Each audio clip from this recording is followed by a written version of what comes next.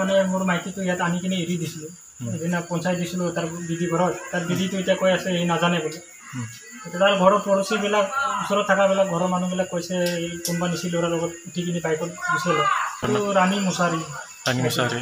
অঁ কিমান দিন হ'ল হেৰুৱা এতিয়া 5 দিন হৈ আছে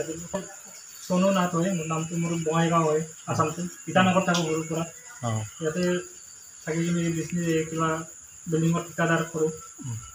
তাৰ পৰা তাত থাকিছে 9 মহিনামান থাকি কিনি মাইকীটো মানে কালি সেইদিনা ঝাগৰা হৈছিলোঁ ঘৰত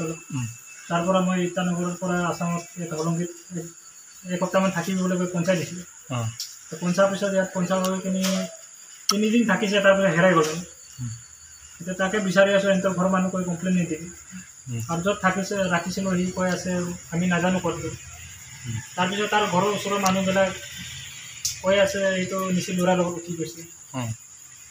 সিহঁতৰ মানে জোঁৱাই লাগে নেকি জোঁৱাই আৰু লগৰীয়াবিলাক আছিলে বুলি নিচি ল'ৰা এনেকুৱা কৰি